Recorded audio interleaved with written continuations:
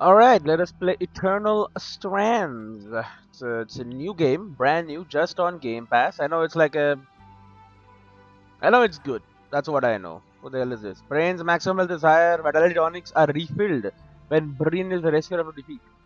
Normal or tonics restore half as much health. Wait, let's go hard, bro.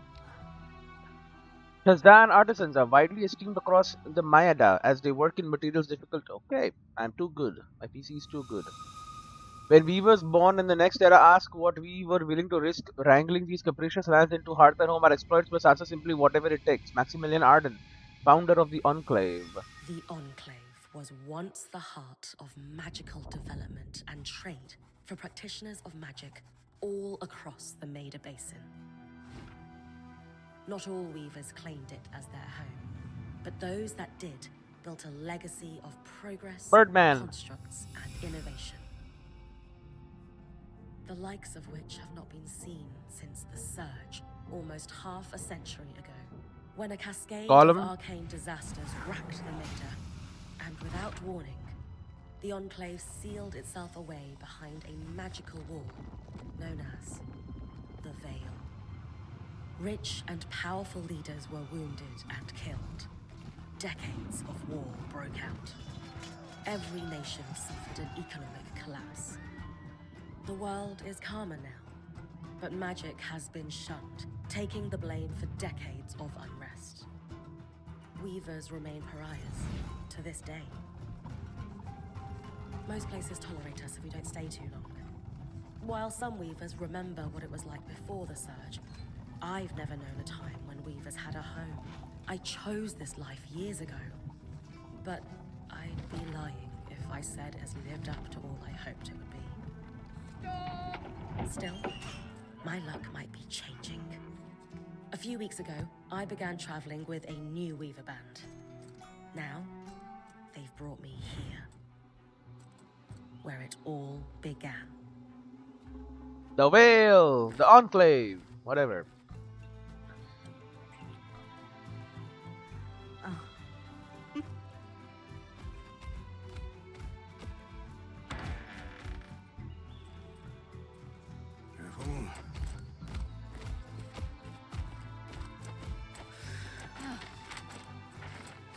Thanks.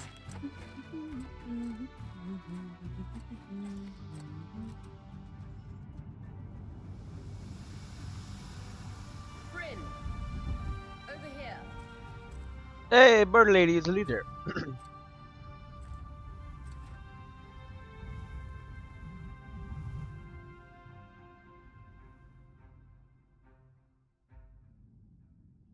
Yo, good looking games, man. Got some good looking games nowadays.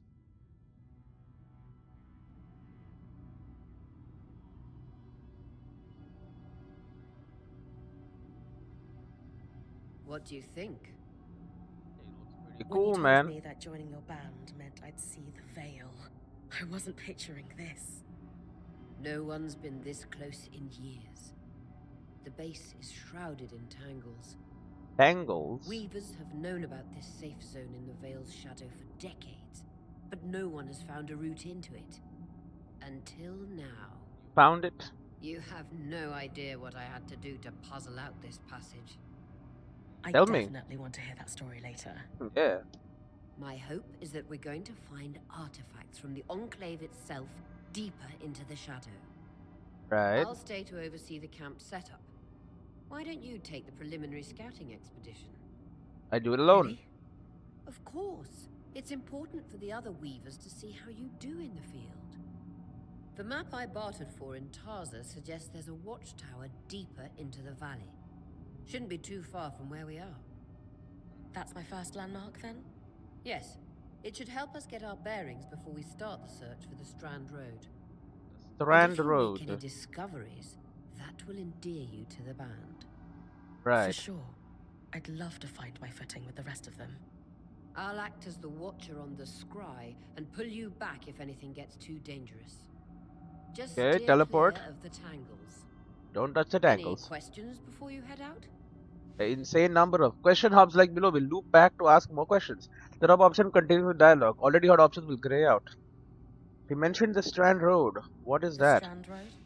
Hmm. A famous trade route into the Enclave that led straight to Denevron.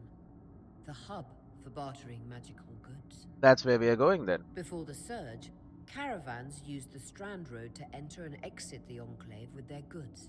It's Right. been completely submerged by tangles, unfortunately. Still, if we can get any closer to that passage, we will find rare artifacts lost in the Surge. Right. Ask her to explain the I scry. know the scry is a standard device across Weaver bands, but my previous leader, Aaron, didn't really make use of ours. He sent you on expeditions without it? I mean, I wore the earpiece, but he didn't exactly stay close to the table at the camp while I was out. That's incredibly dangerous. I'm surprised you're still alive. Right. Yeah. Anyway, mind explaining how it works in your Weaver band? When you go on an expedition, you'll wear the earpiece, which allows me to communicate with you and give directions from the scry table. Okay, so she's a man in the chair. At the table, everyone will be able to watch your expedition and communicate with you as needed.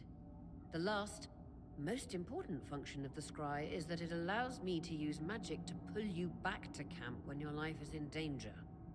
Right. Alright, I'm That clears ready up to go. anything I needed to know. I'll head to the watchtower. Right. Glad to hear it. You can head out then. Okay. So I am protected. Oh, there you go. Vaza to move. Reach the watchtower deeper in the valley. We I start need by to going reach back. the watchtower, not head back to the caravan.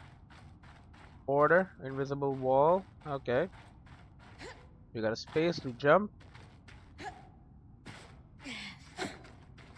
Sword. Shield. Right. No visuals on the scry. Can you hear me? Yes. I can. Some interference, though. Must be the tangles. Still, strong enough to pull you out like you practiced. Dom? I'm on it. Okay. We're looking for any discoveries that can be made.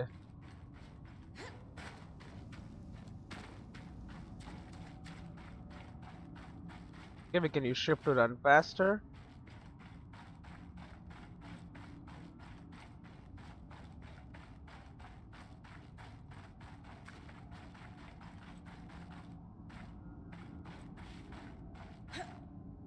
We have up here.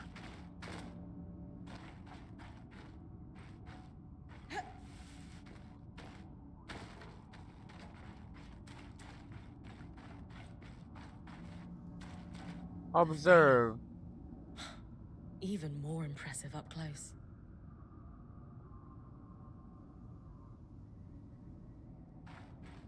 It is impressive. Notice there's no mini map though. Just this should magnify the enchantment and Ah, thanks. Got visuals back. The veil shadow is incredible.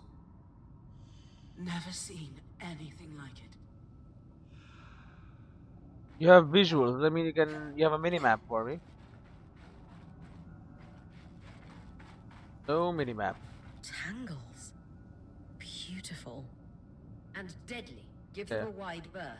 Yeah, don't touch the tangles. The closer you get to the veil, the thicker they'll become. Being in contact with that angle will hurt Brynn over time. impenetrable. Until now.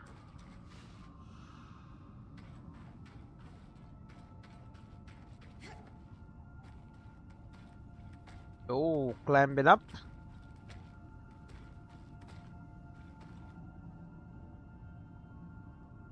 Well, there's nothing here. Ow. Nice to know I can just climb up like man-made structures, I guess. Those could be rare exports. You heard our quartermaster. Break 'em open. Iron and rough leather. It's not really rare.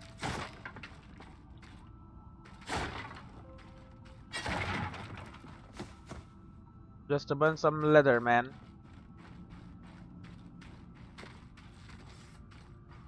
Nothing rare about it, really. Can I just break everything?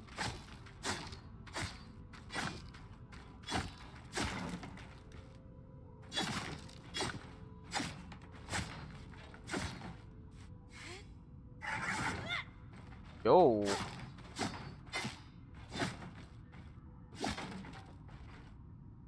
Right.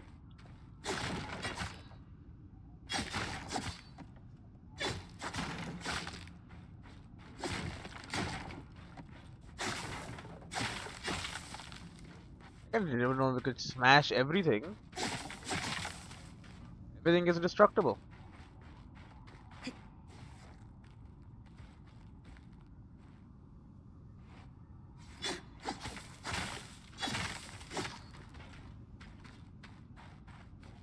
Okay.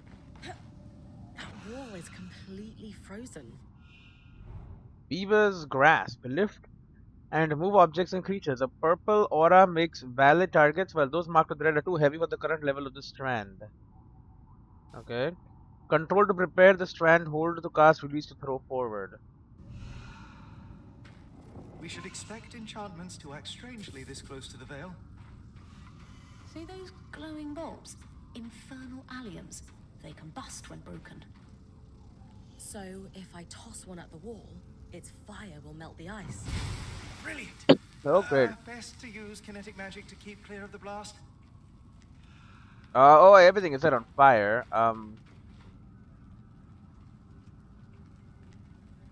He's spreading.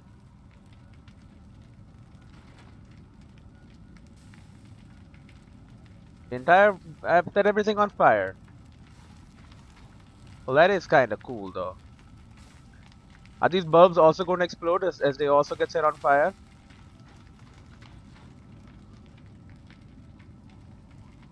It's on fire. It's an exploding bulb. Yep, there you go.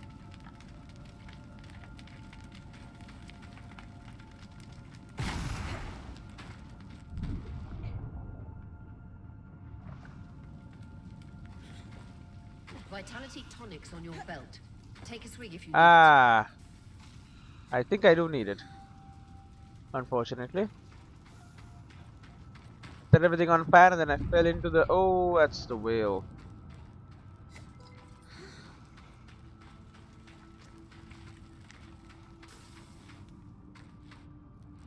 Nice to know stuff gets set on fire very easily.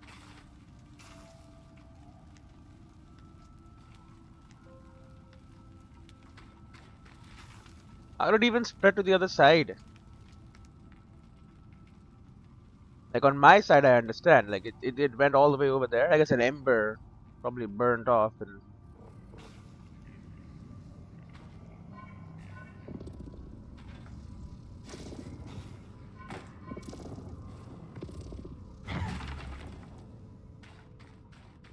Interesting. Okay. Climb on up.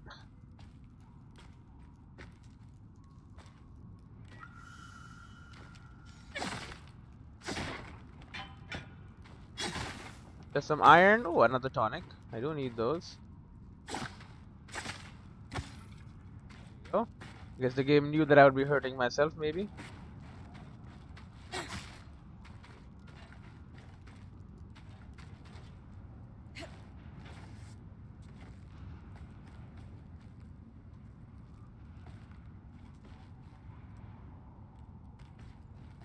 Alright, down we go.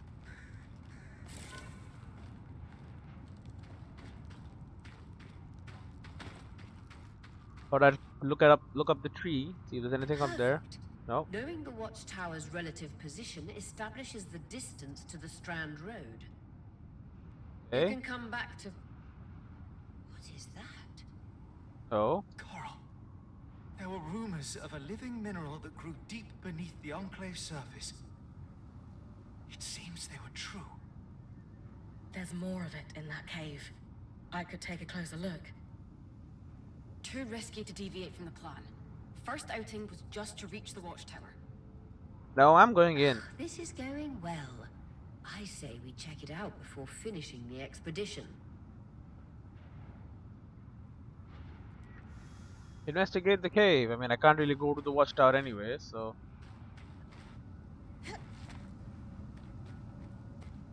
Cave it is. Try and avoid the tangles.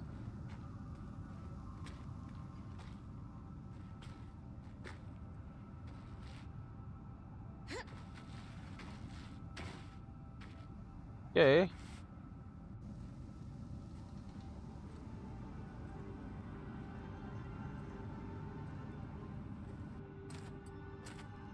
Beautiful. I've never seen anything like it. Darn's right about it being a living mineral. I can feel it humming with magic. Wait, I'm losing... Oh. That's a big monster, huh? Dragon.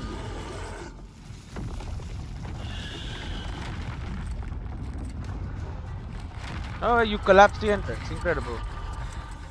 Brynn, connections back.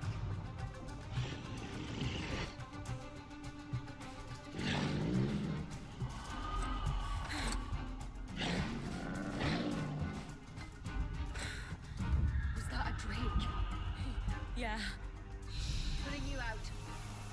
No, I'm fine.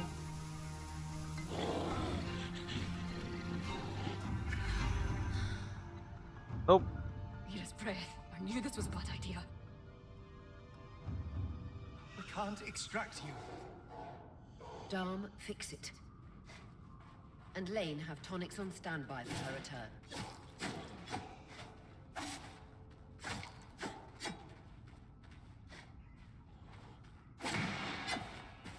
Okay, there is a perfect block.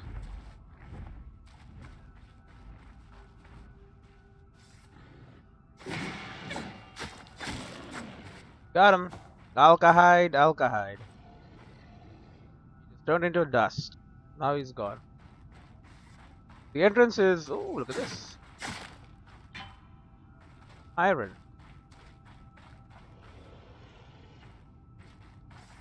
There's another one.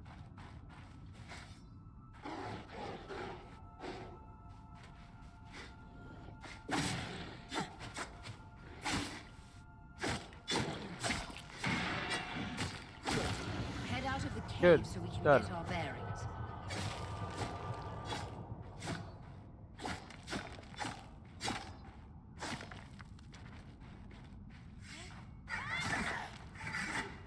Okay, we broke the bones.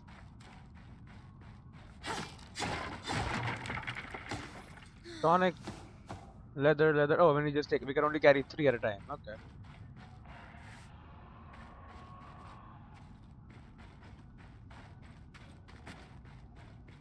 Good to know. Rough leather, iron. Give me a sec. All right. What was that? Can I just smash this thing?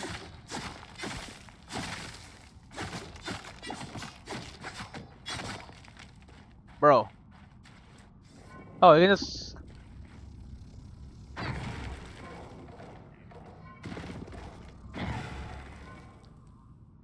Oh yeah. I guess we should be using magic in combat too, huh? Oh, okay. Cutscene time.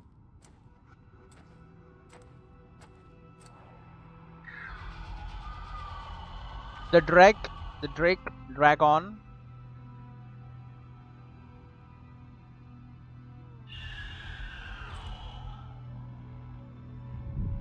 Here he comes.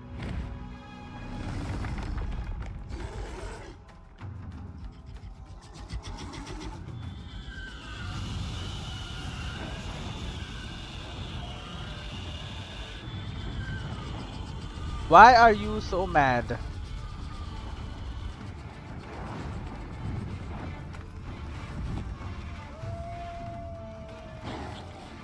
Oh, they are running away.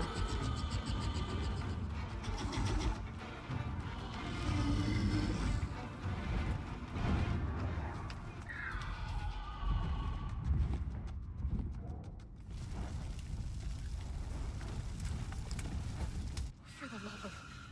It's an Ash Peak Drake. Quick, your frost magic can cool a path. Hold Q to change track. Ooh, ice ball. Icefall. Icefall rapidly freezes water in the air to create chunks of ice, useful for pinning foes of all sides or creating ledges or bridges. For distant targets, aim at the furthest point and draw the ice closer.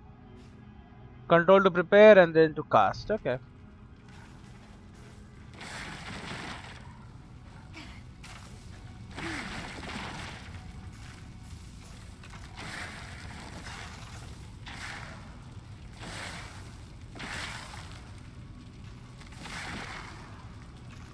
Okay. Well, I mean, that works. Good. Dawn's still working on the scry, but you need to keep moving. Lane, got anything from the map? There should be a minor patrol path ahead that loops back to the watchtower. It runs close to the Vale, though. Oh, the It's dragon's our around. only option. Oh, sorry, Go the on it. Drake.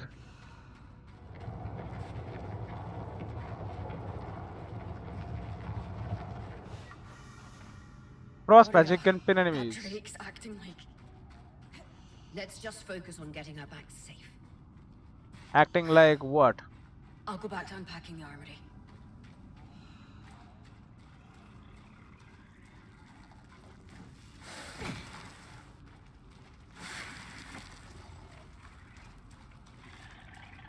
Oh, I just murdered him. Ah!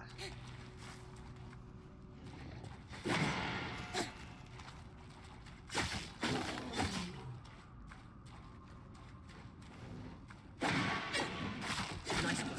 Keep moving. Go. Take your hide.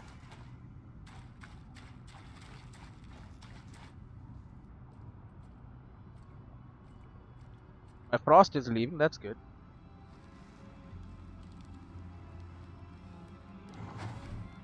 Oh, another big dog. Another dog. 3 dogs.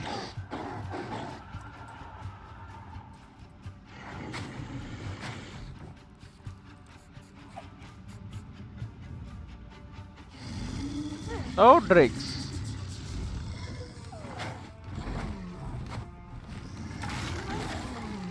Hey, just grabbed him, bro. You gonna eat him? Damn it, Casmin was right. That Drake is rotting. Rotting. Flight. Aggressive. It won't stop. Skies, what do we do? We get you back to the caravan fast. How do I do that? R? E.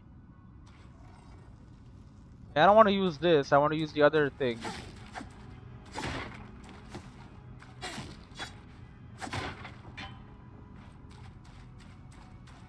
Of leather, iron, Ren treated hide.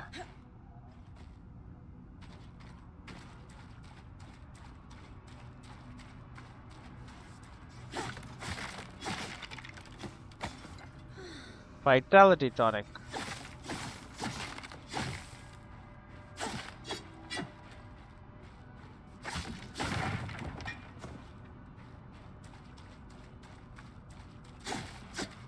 Nothing in the big old bags.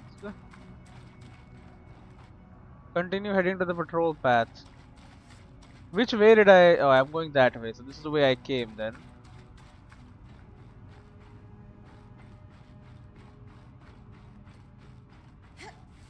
Yeah, this is where the fire was. Okay, okay.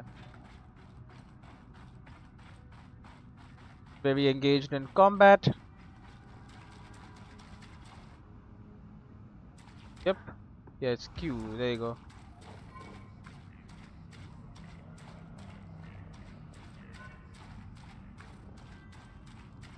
Grab pieces of bark and stuff and like toss them around if I need to. Like that pot over there.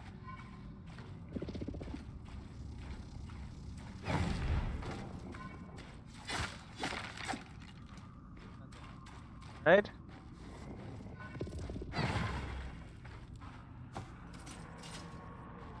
Yeah, I don't even need the tonics. Feels bad to just leave him here, but I guess that's what we gotta do.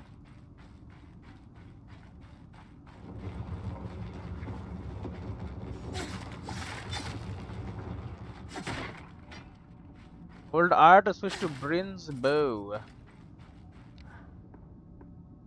Mundane sword and shield, Clear line of mundane fire. bow. Good time to use your bow.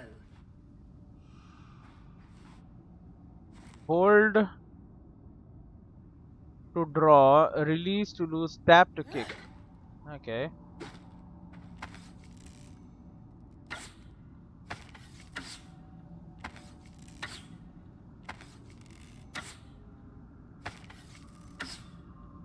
Okay, it has to be. There has to be a perfect time to do it.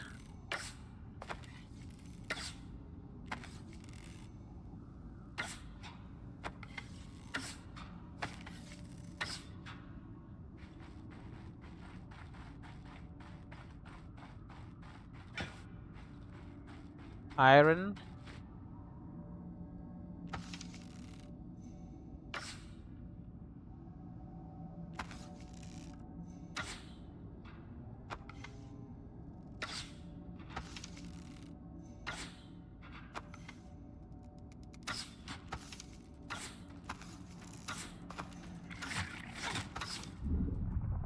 I am going to die.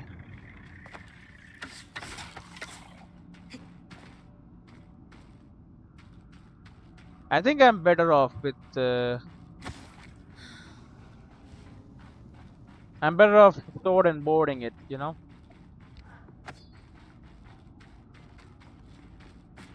Not really an archer type build. I'm made for being in the thick of things. In these kind of games, multiplayer games, snipers, man. I'm a sniper.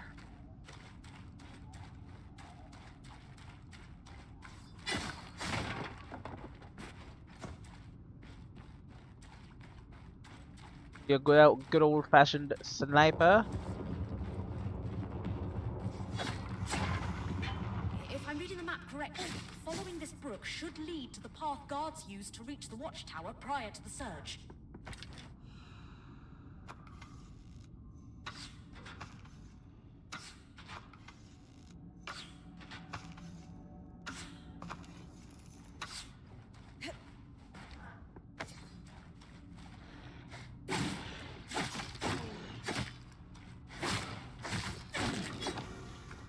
Aquila hide. That's true. I can just use it as needed, right? I can use a bow initially, and then as you know, when the bow's effectiveness is not good there anymore, when I'm too close, we switch to using. Do I get more stuff if I use a bow, like more loot? In that case, I will definitely use a bow.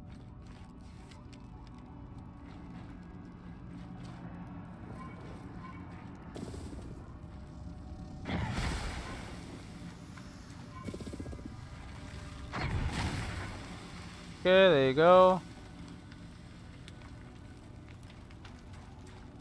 Oh, great.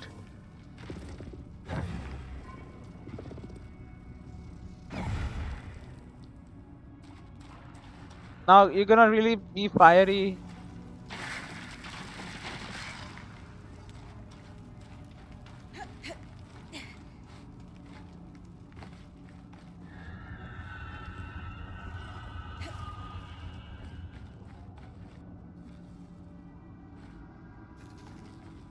Okay.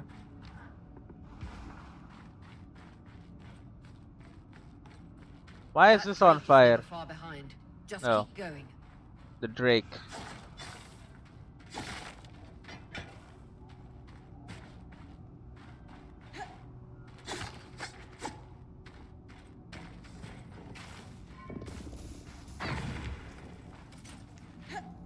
Teletonics.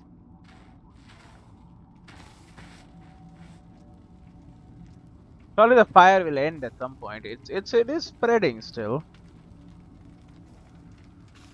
So, you know, the ground will turn into ash.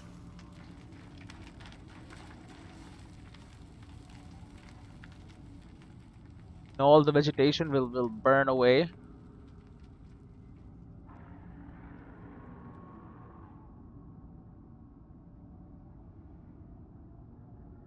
Because right now it's just red.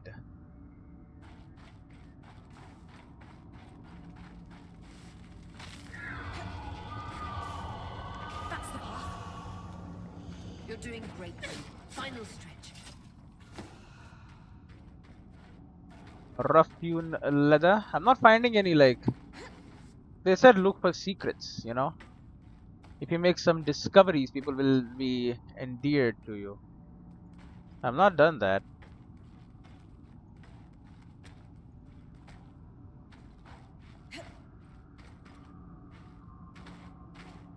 Seemed like this game was like, do exploration, and I'm like... I mean, I'm all for exploration. I love exploring, but like... That can't be an arc. Arc. No one has seen one in almost 50 years, let alone outside the Veil. The Archons never left the Enclave. Still, you need to get... Drake.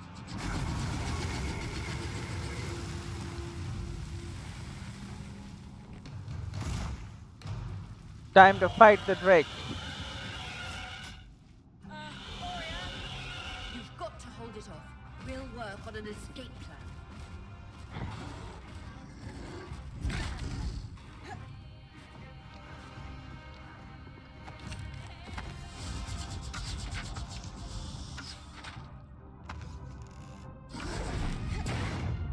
I'm dead.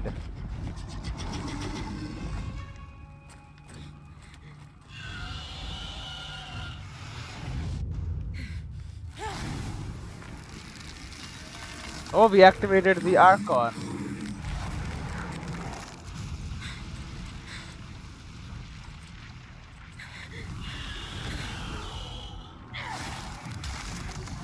Hey, froze his mouth.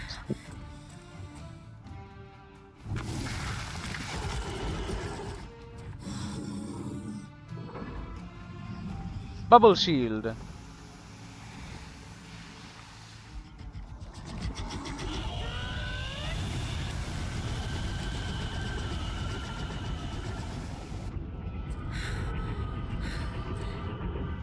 Skies.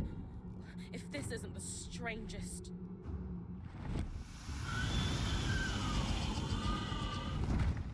Okay, bye. Got them. Hang on, Brynn.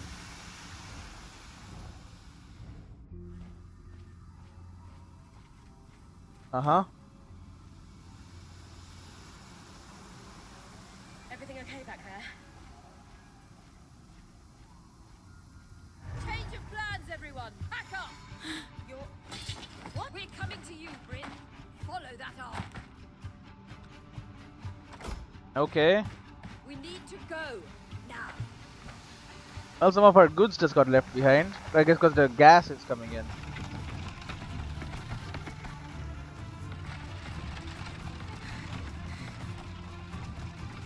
Up ahead.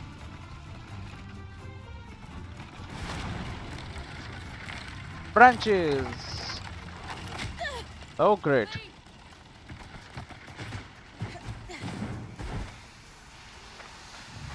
Oh, she is getting corrupted. Oh, yeah. Oh, she's fine. Fine. Keep moving.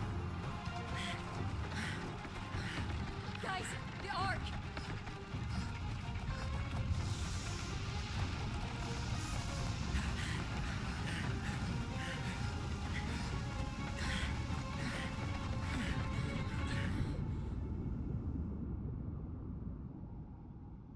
Oh, we're in safety. Right underneath the wall with the arc.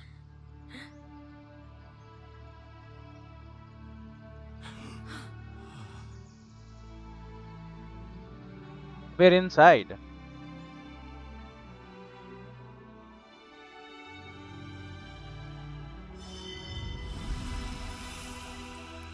Eternal Strands.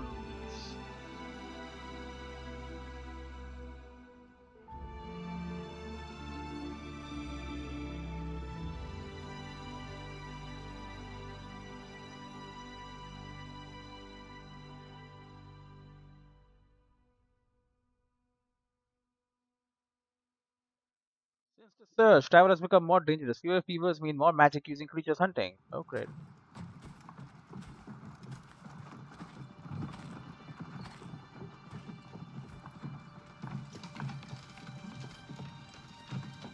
This looks like home base.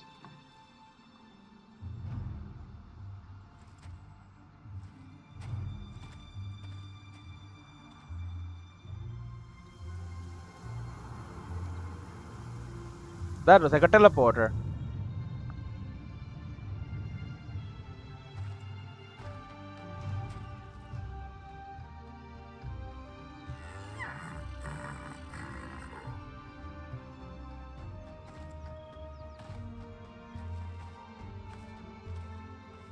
That's a forge.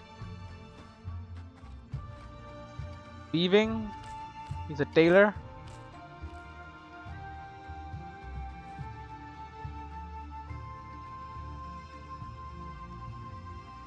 Then we have a command tent in the middle, I guess.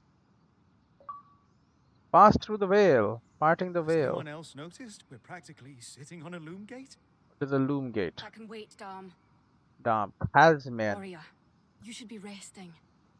If your wing doesn't heal, our point is out of commission. That's Talisman. what I need to Oh, address. yeah. Alright. While my wing recovers, Brynn will take over expeditions as our acting point. Oh, nice. Sure, she's ready for all of this. Brynn did face down an Ash Peak Drake and lived to tell the tale. I think we're in good hands. Sola. Yes. I have every confidence that she will make a great point. Okay. As long as we don't all die here first. Sevestin. Dialogue choices guide Brynn's demeanor and explore different parts of a character. There are no wrong choices. The team need a pep talk, reminds them we're all weavers. Team needs to have faith in me, inspire with confidence. The team is understandably nervous, offer reassurance. I mean, inspire All with my life, confidence. if I wasn't dreaming about becoming a point, I was working towards it. To do it alongside a renowned weaver band, it's a chance to make history. I won't let you down. Confidence. That's the spirit. Yeah. Exactly. They're all happy. When we first set out to investigate the Veil's shadow, we had no idea we'd end up here. Inside the The veil. Enclave was once a Inside safe Enclave, haven sorry. for all weavers, and the pinnacle of innovation. Since the Veil went up, weavers took the blame for decades of war. Stories that put children to bed preached the evils of our magic, That's wrong. all because of what happened here. Right? We owe it to ourselves and to our brethren across the Maida to find out not just what happened, but why. Now we can fix it. Maybe then, weavers can find our place in the world again. But first, survival. That is the first step. Brynn, that's you and me. Find me when you're ready. Alright. Adjourned. I am in control. Consult with Oria to plan next steps. Day 1. Afternoon. Oh, it's got a day system. The scry. The Right. whole band gathers around when I'm away from camp. It's nice to have people literally watching my back. Huh. The keeper. The... What is this? I forget. I wonder how this Arc. arc managed to get us through the veil. Kind of its job, I guess. By the looks of it, it was a one-way ticket. It reacted to magic. The Enclave built many arcs and other magical constructs. I've never heard of one designed to repel Drake's breath, though. Leon. You think we might find another arc that could help us escape? Or possibly repair this one? It must be special somehow. As Oria said, the arcs never left the Enclave, yet this one did. We know as much as we can from looking at it. Time to start exploring if we want to find answers. Alright. Get exploring, I guess. You are like you're Tom. You're the weaver. Tom's atelier.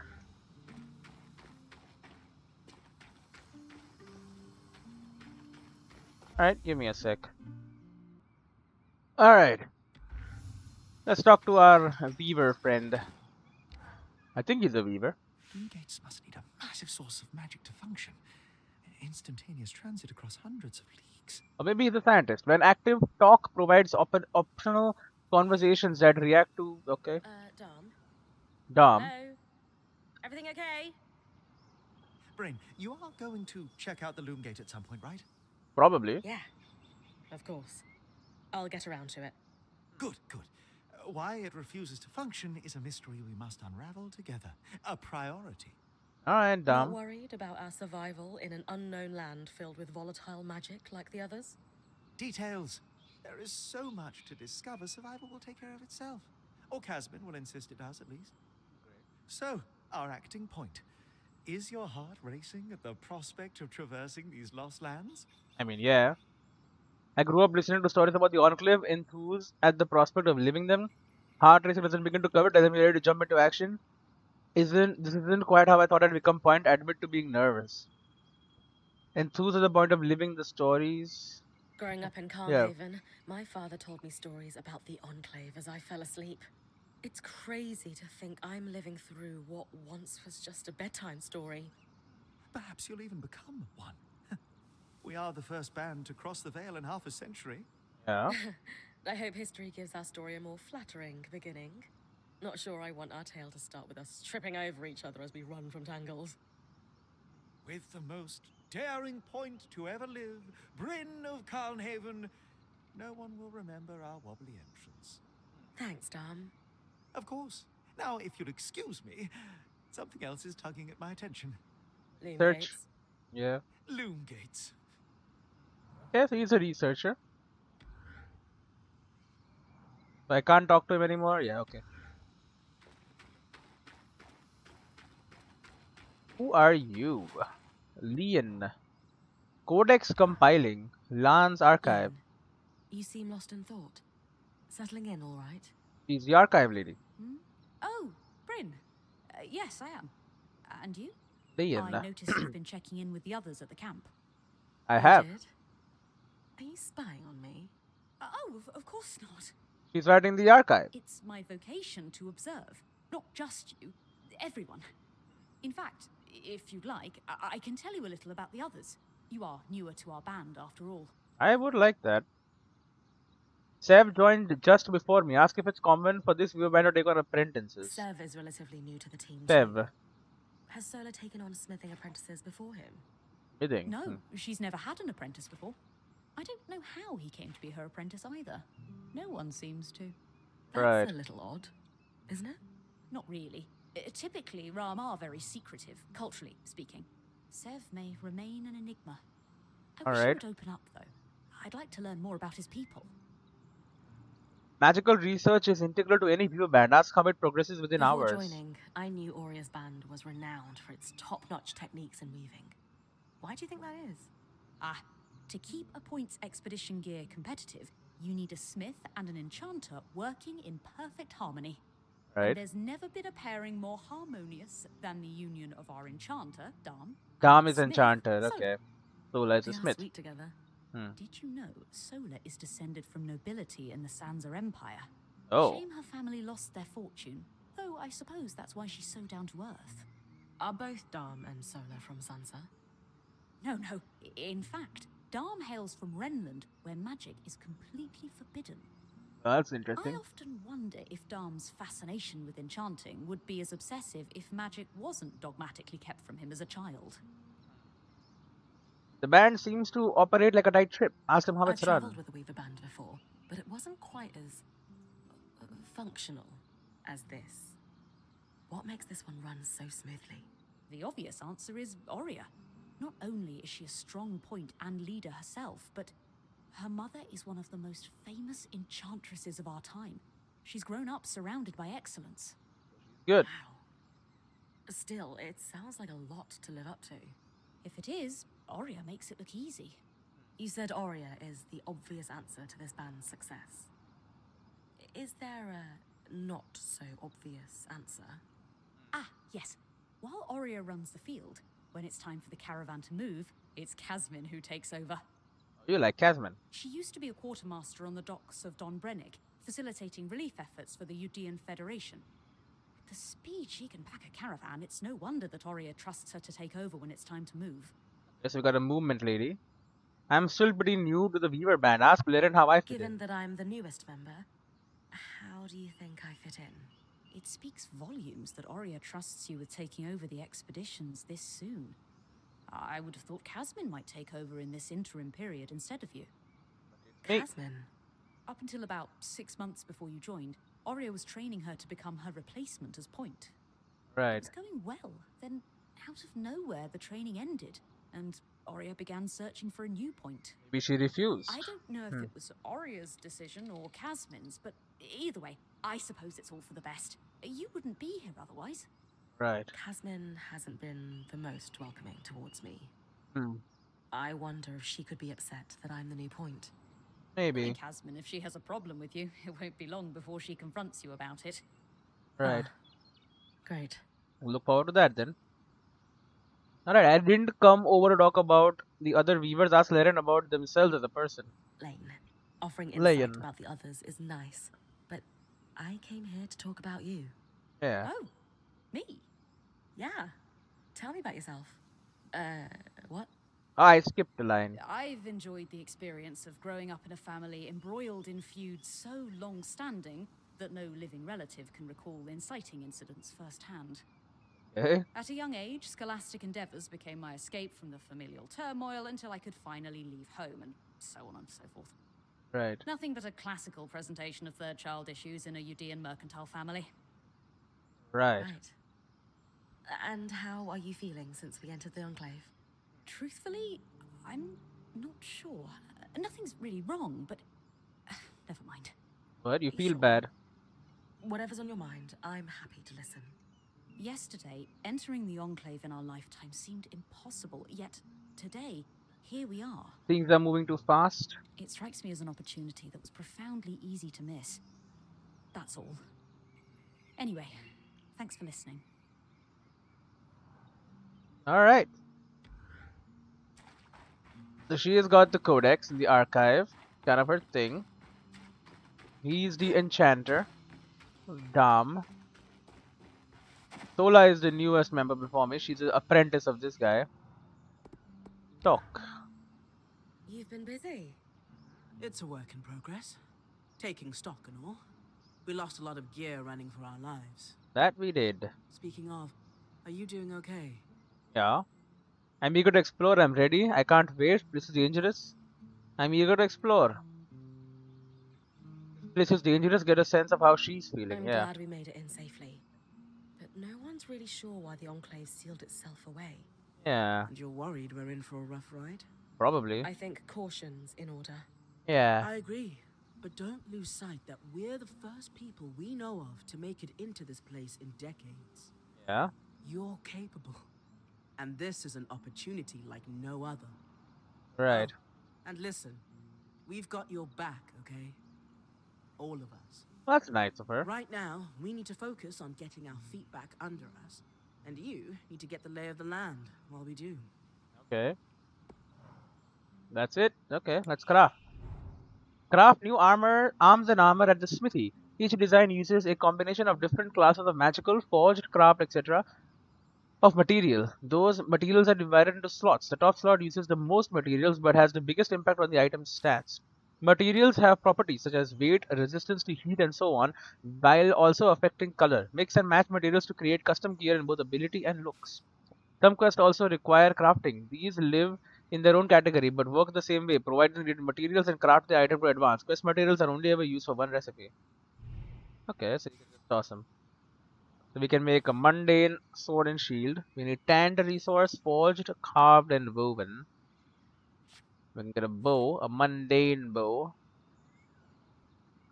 We already have torso. Points half plate. I think I have this already. Points braces and points greave boots. You have all that. Sebastian. Workstation. Talk. Sev. How are you holding up? Oh, fine. I mean, I'm trapped inside a magic bubble that's filled to the brim with life-threatening creatures. True. Also left an entire known world behind, and I'll probably never see remnants of my past life again. Right. But, you know, I'm fine. He's fine. Look on the bright side, reflect with humor. He's scared, sympathize. Try to look on the bright side. Hey, at least Sola did half your unpacking. No sprained back muscles for you. That's not right. True, no back pain. In a few days, I might die from a creature attack. But at least I'll leave a corpse with good posture. Right. Sev. This apprenticeship is turning into more than I signed up for. Oh? That is completely understandable. We're all reeling. Yeah. You're probably right. Listen, I should get back to helping Sola. I You was should. talking with Sola earlier. She is a great listener. Maybe talk to her about how you're feeling too. Yeah. I wouldn't want to burden her. Not a burden. She'd be happy to help. Yeah.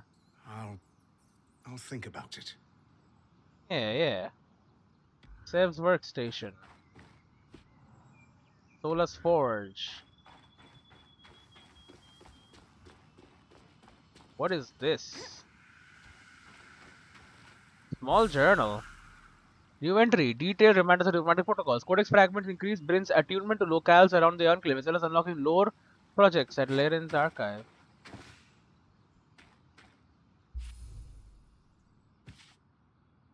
Fragile. Okay, so then nothing else, huh?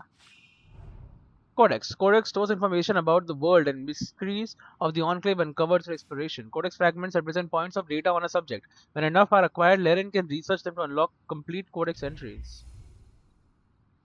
You have locations. The South Way Station. The South Wall Way Station. Small details of diplomatic protocols. We have 4 things. The Enclave. Oh, this is the one that we had. Okay. The Enclave was a city-state located on the southern arc of the Medea Sea. Founded centuries ago by a group of weavers led by the eccentric but daring Maximilian Arden, it became a hard-won refuge for those most interested in the magical arts. Securing the territory that would become the Enclave was no easy task. The environment presented a variety of challenges. The terrain was often nigh impassable, the local fauna was unusually vicious, and the weather was unpredictable at best. These trials, among many others, tested the wills of even the most resolute settlers. Despite this, a nation-state slowly formed from humble beginnings, and in the years after its founding, the Enclave became home to many practitioners of both the magical and mundane arts. At the height of its power, the Enclave boasted the densest accumulation of magically trained warriors, vast wealth from its concentrated ability to produce and innovate on enchanted items, and remarkable political sway thanks to acting as a trade hub. Among its most notable achievements was the development of the arcs, magical constructs that served as laborers and protectors of the Enclave, with the largest towering over their creators. All of this prosperity made the sudden decision to seal the Enclave away behind a magical wall called the Veil as inexplicable as it was calamitous. In an instant, the Enclave was shut off from the outside world, its magical walls spilling toxic concentrations of raw magic down its sides. The activation of the Veil also sent a shockwave of energy that caused extensive and often deadly malfunctions on all enchanted devices across the Medea. What followed was decades of strife as the sudden disasters sparked numerous wars and disasters. The Enclave lurks still, leagues of land shrouded under its deadly veil. It acts as a constant reminder of the dangers of magic and ensures weavers who still follow the traditions that founded the Enclave are mistrusted. To this day, nobody is quite sure what happened to all those people inside, and here we are, making camp at its edge. I write this in the curious stillness that permeates the air. It is unlike other places. The Udian magpie does not sing here, and we do not fear attacks from bandits or aggressive wildlife. One might even call it idyllic, if not for the constant reminder of disaster looming over our heads.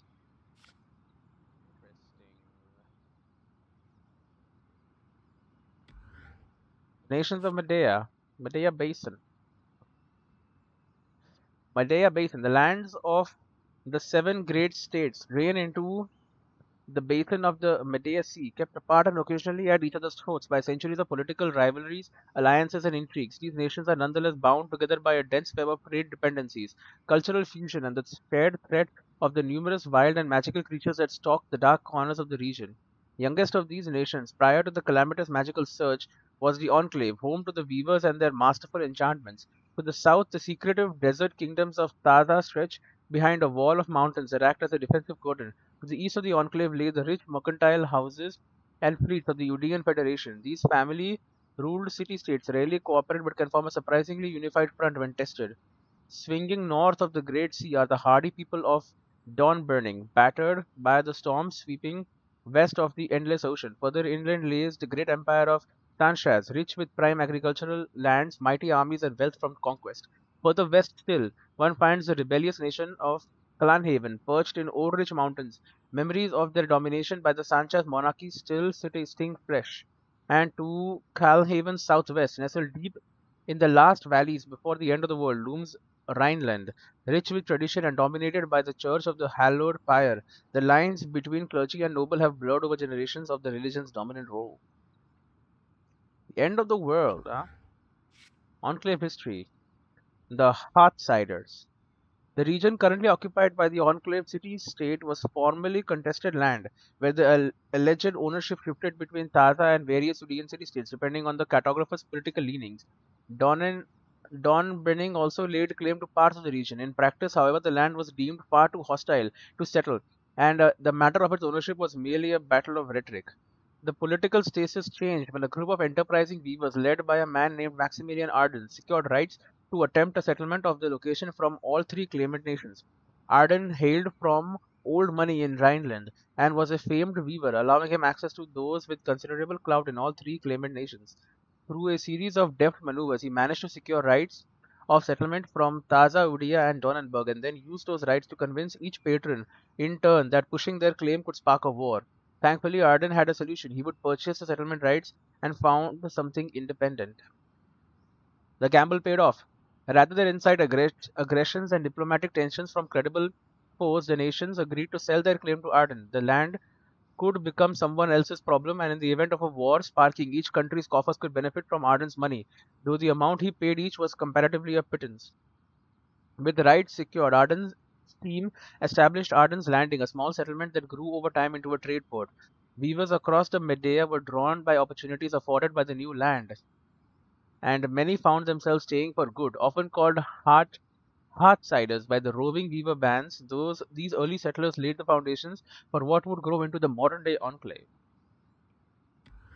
Right? Races. Oh, great. A lot of them. Ashar. How does one describe oneself in clinical terms? It can be hard to set aside assumptions of normal, as this Lorekeeper experiences it. Yet the peoples of the Medea are diverse, and so an effort must be made. So Ashar are the normal, the humans, paired with the Castle as the most populous peoples around the Medea. Ashar skin tones range from a deep brown to so pale as to almost be marble white. They possess a wide range of hair and eye colors. Ashar generally live to between 60 to 90 years of age, with proper care of self and judicious application of alchemy needed at times as the years advance. They can be found and usually share majority with their Carcel cousins. Paired with the what the hell is Carcel then? The Carcel cousin in every nation around the Medea and at all strata of society. Of the two, Ashar are considered the sun-touched and tend to be the most alert and awake during the day. In contrast, the preferentially uh, crep- crepuscular Carcel, so like nighttime. The two cultures have grown in symbiosis since before recorded history, handing off the work of the day from Ashar to Kasil, such that most enterprises are operational at all hours. Ashar have harvest the grain under the sun to ensure it is dry and avoids the night's dew, while their Kasil counterparts thresh through the dark hours. Carcel bakers prepare the morning's bread, then leave work to an Ashar-run morning house to wind down their day in the rising sun before sleep. On and on it goes. It is said that no great city in the Meda ever truly sleeps. Commerce, industry, and leisure never lack rested, willing participants regardless of the hour.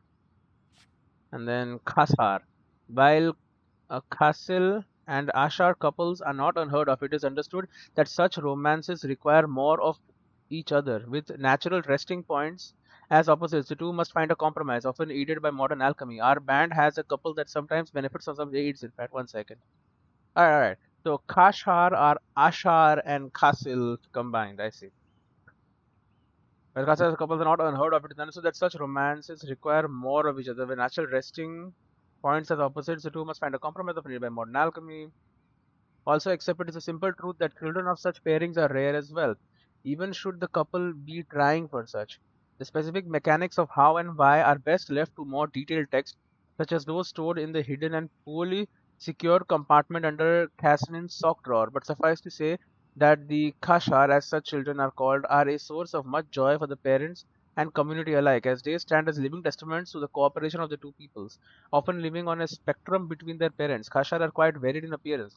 Some boast horns, though many are smaller than those of their Khashil parents. Some could pass as full Ashar or Khasil. There seems to be no specific predictor or commonality between Khashhar except that to a one they all seem to simply need less sleep than most anyone else.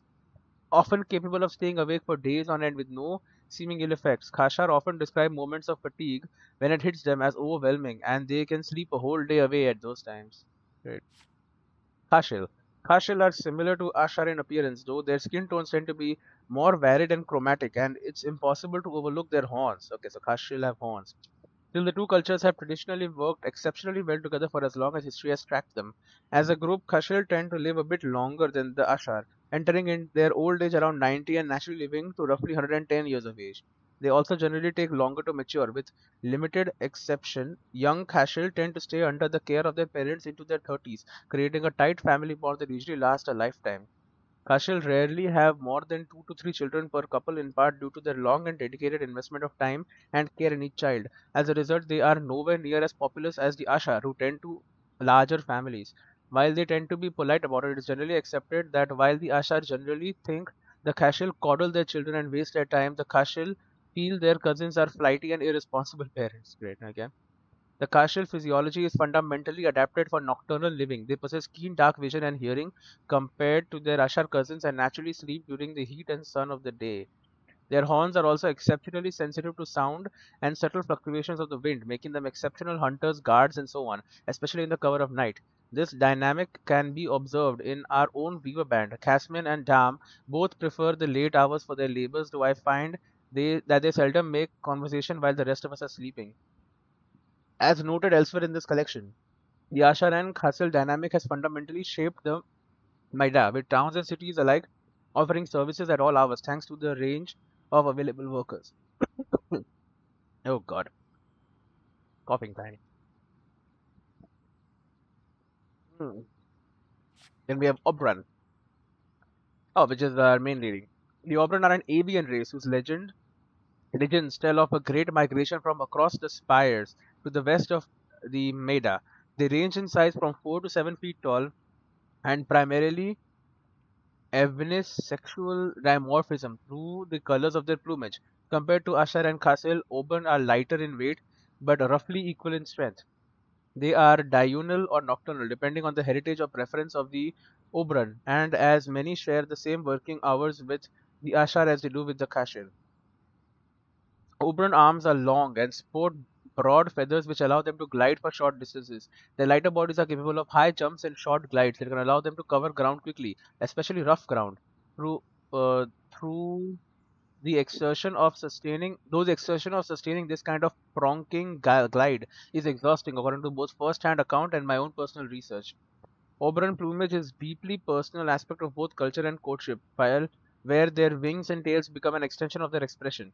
Often Oberon weave time for dance into their social events regardless of size. Their dances are personal and varied. An Oberon may have a routine passed down through family or have developed one explicitly to display their finesse and devotion to a potential suitor.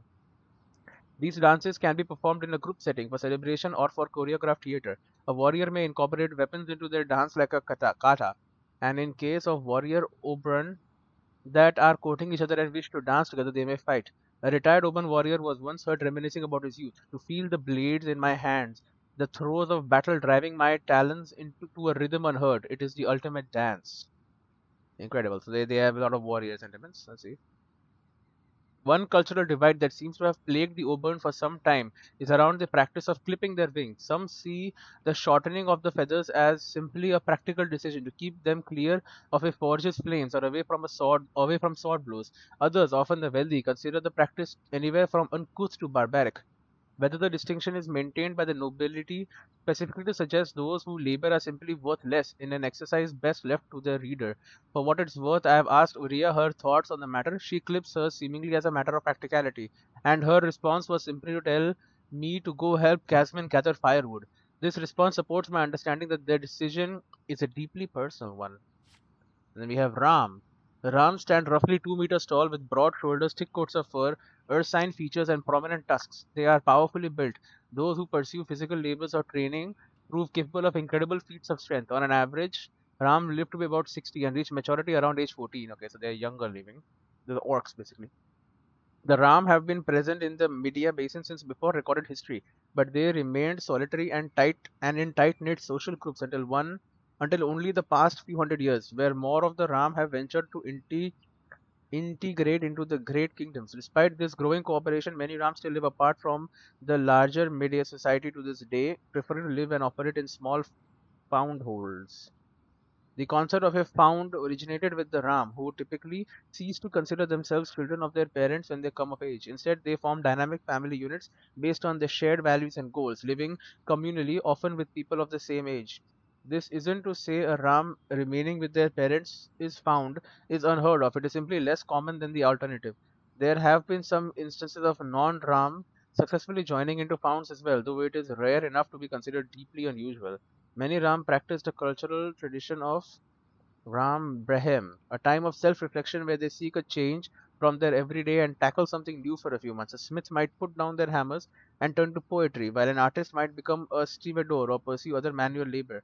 During these times, the found will support, financially or otherwise, their members who have turned away from work, knowing that in time they too will receive support when it is time for their Ram Brahem.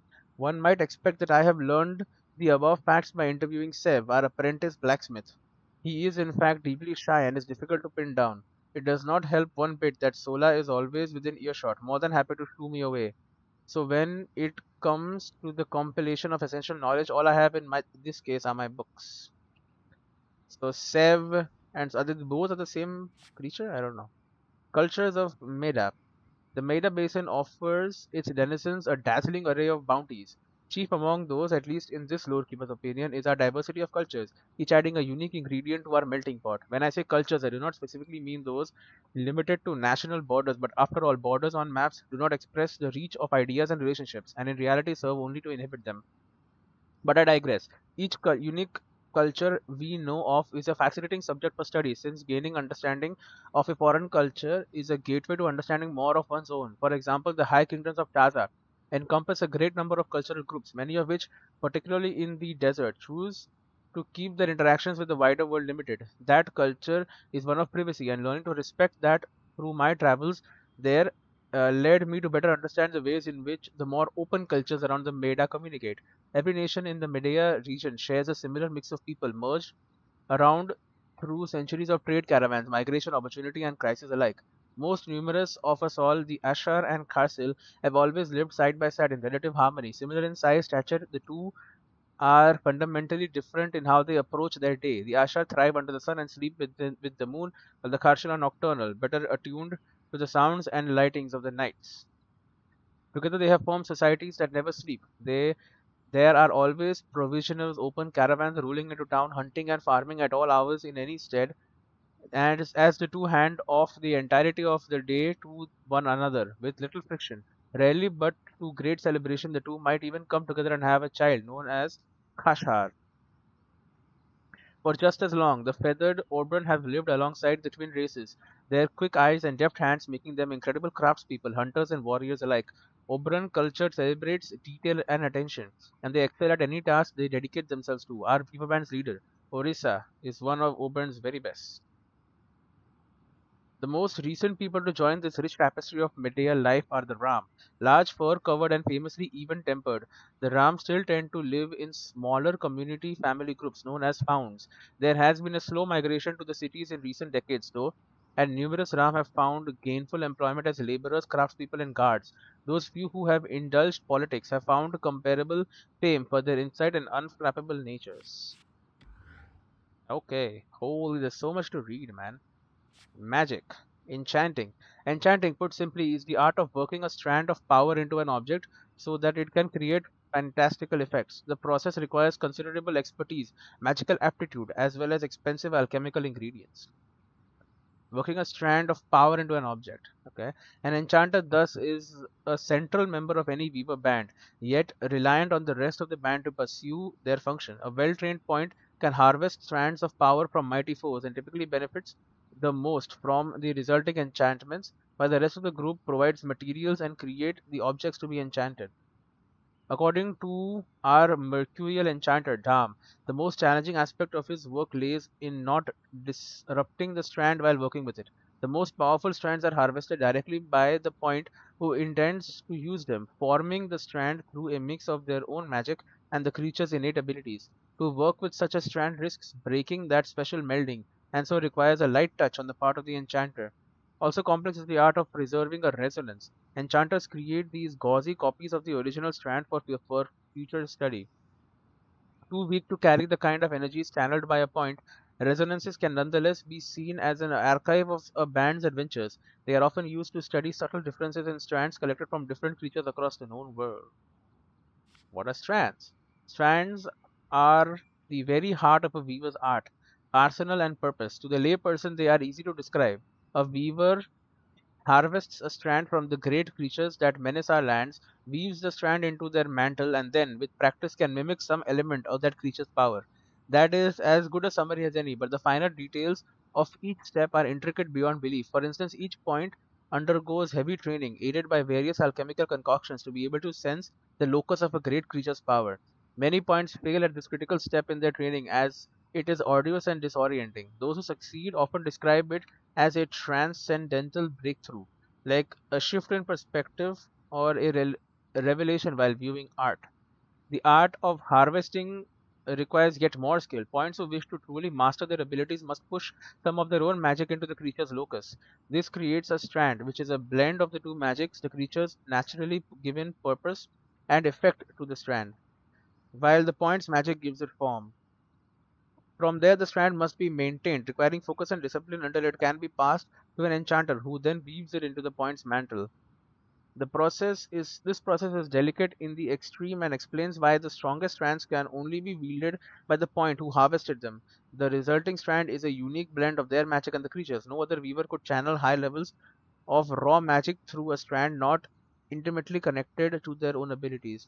It is for this reason that we are blessed to travel with Oriya Silverbeak, who can only be described as a true veteran in the disparate arts demanded of a weaver band's leader. Due to the brief nature of my tenure here, I have only been lucky enough to witness her harvesting a strand once. It is a spectacle I shall not soon forget. History of magic. Magic fills the very air of the Medea, invisible and undetectable by normal senses, and yet a fundamental underpinning of the world we live in. This element or raw magic is collected and focused by certain massive creatures to incredible effects. This is not to say it is exclusive to those mighty behemoths, it is also present in the glow of night flowers, the summer breeze, and an Akala's call, and it lays dormant and filled with potential in the people of the Maida as well. Historically speaking, alchemy was the gateway to our understanding. Distillation and combination of plants and other materials to enhance the performance of workers and warriors alike. As more powerful combinations were uncovered and more dangerous materials required for their manufacture, the bands that would eventually become weavers formed, wandering slayers of mighty beasts fighting beyond their natural potential. In time, the weaver points who most heavily used the magically infused alchemy reported the ability to see how larger creatures were channeling their magic, appearing like intricate patterns on the skin of creatures as they drew upon their magic. These locus points of energy were soon dubbed strands, and after years of experimentation, a way to capture refine these strands was developed. After years of training and attuning through alchemical practice, a point can learn to harvest these strands and capture the magic's pattern, allowing skilled enchanters to weave those strands into magical cloaks known as mantles. The process is intricate, dangerous, and it takes a point years to properly master the ability to channel a mantle's storage of magic safely. As such, while the path to magical abilities was technically open to all, access required a lifetime's dedication. Weavers were often looked at with envy, for people were quick to perceive their incredible abilities but quicker still to forget the years of sacrifice that earned them. Envy is, of course, no longer the word one might use to describe a stranger's gaze. They fear us now, and one might even go so far as to say it is for good reason. Arcane innovation and discoveries. Mantles in the sky. Mantles. Few things are as emblematic as a mantle to a weaver, brightly colored and shimmering with faint traces of magic, even at rest. Many who aren't in the know, so to speak, will blindly assume that the mantle is the source of a weaver's power. In limited ways, specific ways, that is true. The mantle holds the woven strands claimed from the magical creatures of our realm, intricately woven so as to mimic their abilities. It is also a more literal source in that the mantle's gentle motions accumulate raw magic from the air, empowering its user. Right? Our capability of one capacity of the mantles rarely discussed outside weaver cultures is their capacity to harvest strands from the massive creatures that threaten the Medea. We used it to harvest. The process takes considerable skill and training, but is essentially one of pushing the mantle's magic into the foe. This magic, from the perspective of the mantle's weaver, turns the creature's pattern into something tangible, allowing them to pull it free. Debate goes back and forth on whether this harvested strand is literally drawn from the creature or a magical simulacrum shaped by the mantle. But what's known is that once harvested, a strand can then be properly woven into the mantle. Without its wearer, though, a mantle is just an inert object. Weavers act as a conduit, bridging the potential energy and patterns of the mantle with the real world, guiding and channeling magic into a physically grueling test of intent and focus. On the more mundane side, mantles are often but not always used to demonstrate their owner's aesthetic preference. Since the power of a mantle lies in the combination of its enchantments and its owner's abilities, the physical shape of the garment is more or less irrelevant. One could, for example, weave one to be used as a scarf or a shawl, rather than the cape-style mantle preferred by many members of our band. I myself have mused on how the different environments weavers operate in could lend themselves to different styles of mantles. Could one wear this as a hat? There is nothing to say they couldn't. Great.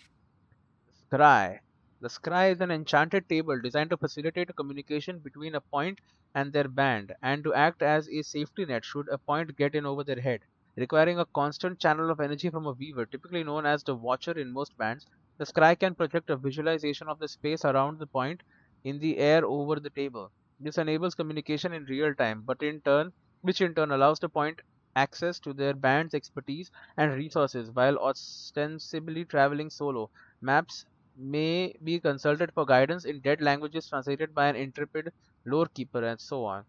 Just as critical as the above is Describe's ability to create a kinetic bridge between the watcher and point, allowing for life-saving recovery should the point be in danger of falling, or other varieties of violent death, commonly referred to as a pulling, has theorized that this process must be conceptually similar to the enchantments used by the Enclave's loom gates, though it is unclear how they worked their magic across such tremendous distances. The scries were designed, developed, and built in the Enclave, and this invaluable knowledge was lost for good when the manufacturing facilities were locked behind the veil. Before the surge, they were quite expensive and often purchased on an extension of credit to be repaid to the Enclave in materials and strands collected by the band. After the surge, of course, those debts evaporated, but so did access to new scries or maintenance of those in service. As a result, they have become scarce in the decades since the veil's appearance. In turn, there have been fewer and fewer functional weaver bands, so this cry is considered essential to building the expertise and training needed for a point to truly excel. In our band, Osia is our primary watcher, keeping an instructive eye on Brynn as she undergoes point training. Prior to Brynn's arrival, our enchanter Dam frequently took watcher duty, though I am told he was known to loudly complain about the amount of mental effort required to maintain a solid connection. This friction was a large factor in Oria's openness to Brynn joining the band, and the decision fortunately seems to have paid dividends. And Weavers, oh no, oh no. It's a lot. You know what, Weavers? We can save Weavers for later. It's about the people here, right? The scry.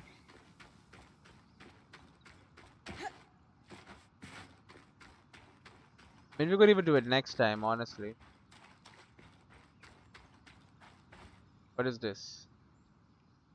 Oh, the person. Your tent. Might not be glamorous, but you can rest here when you're not gallivanting on expeditions. Okay. It's perfect. I don't know about perfect. I could have done a better job if we didn't lose half our supplies when we passed through the Veil. Right. Seriously, I didn't have anything close to this in Aaron's band. Half the time I was lucky if I didn't sleep on dirt. Huh, that's unfortunate. Came from a bad I'll band, leave huh? you to get settled. That's my tent. And we can have softwood. Only soft in a comparative sense to other woods. Protective. Common sources. Trees, wooden structures. Okay, so I have no wood. I have 14 iron. The workhorse of metals. Protective. Common sources. Outskirts. Crates. And we have Hide. Tanned resource. Remove the fur, scrape and seal. Cold resist. Common sources. Akala. Rain treated hide. Tanned resource. Okay. Flame is everywhere in Rhineland. And so leathers that shrug off the heat are very popular. Heat resistance. Common sources. Outskirt crates. Cold resistance, heat resistance, and rough leather. Tanned resource. Not every piece of hide will tan thick and strong. Still harder than most cloths. Balanced. Common outskirts crates. Pale cotton woven resource. Pre-woven for our convenience. Light and airy. Balanced common sources. Devonian crates. Red cotton woven resource. Not technically cotton, but cleans, cards, and spins the same. Balanced common sources. Outskirt plants. We have a nice little tent here. And we have a target practice.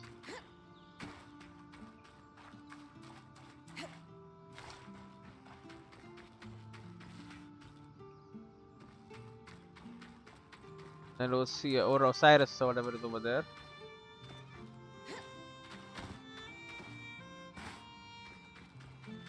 Not Osiris. What is her name again? I don't remember. I'm itching to get out there, but Aurea wants to talk to me first. Did say that she wants to talk to me.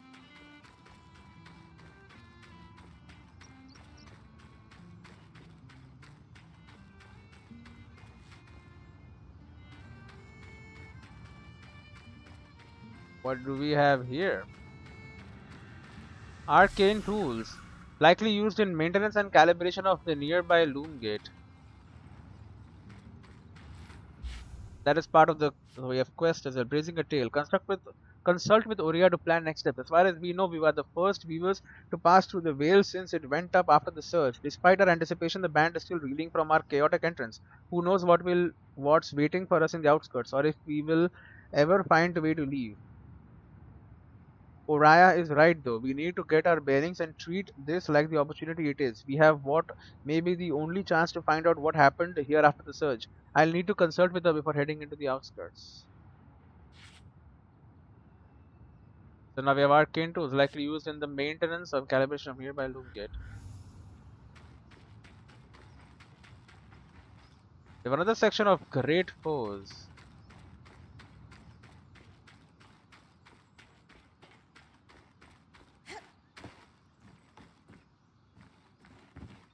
Okay, no. Swinging my sword in here, I see. Get petted.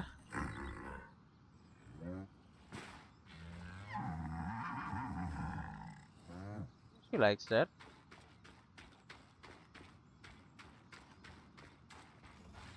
You know what? Let's read it anyway. Weaver culture. Weaver is the general term for any magically trained adept. The term came into use as a result of the ubiquity of mantles. These devices prominently incorporate specially treated cloth that both captures the raw energy used in casting magic and holds the patterns that determines that energy's effect. The act of forming a new mantle shares many techniques and processes with traditional mundane cloth weaving. While technically only trained enchanters like our very own Dam are capable of weaving a mantle, the title struck and has been embraced by the larger culture. The history of weaver cultures is divided cleanly into three distinct phases: before the founding of the Enclave, during the Enclave's rise to power, and after the apocalyptic magical disruption known as the Surge. Originally, weavers were employed as monster hunters and treasure seekers. Our mantle's powers rely on magical ingredients harvested from creatures known as strands, and so the benefit was mutual for both weavers and those who hired us. Traveling in roaming bands, we made ourselves tremendously useful in all corners of the world and regularly met in conclaves to share knowledge and techniques. None of that culture changed after the founding of the Enclave, but an offshoot culture formed behind the relative safety of those walls. Those who chose to live full time in the Enclave became known as Hearthsiders, a reference to the famous declaration made by the Enclave's founder that it should always remain a hearth to which any weaver could return. While all weavers were welcome in the Enclave, some cracks began to show in the relations between the wandering bands and their more sedentary cousins. Primarily among the complainants were the wanderers who wondered why the Enclave would not share its greatest achievement and its greatest secrets. After the surge, all contact with the Enclave was lost, and the wanderers beyond the Enclave's borders were scattered and weak, the survivors of the disaster only slowly reforming into bands. In the intervening decades, magic use has largely taken the blame for years of war and chaos caused by the surge. Whether that blame is accurately placed is a matter of perspective, though it is beyond doubt that the failure of every enchanted device across the Meda caused significant levels of havoc. Today, the wandering weavers are divided, with some outright blaming the Enclave's secrecy for the hard times that have befallen us, while others are more sympathetic to the Hearthsiders, believing the surge to have been some kind of horrible accident. Either way, almost any weaver would give their right arm to find a way into the Enclave, be it in search of revenge, its mysteries, or its stunning wealth. Brynn. Brynn is the newest member of our band, but one who seems poised to leave a lasting impression. Outgoing, capable, and eager to learn, she's the second point in training that Uriah's taken on.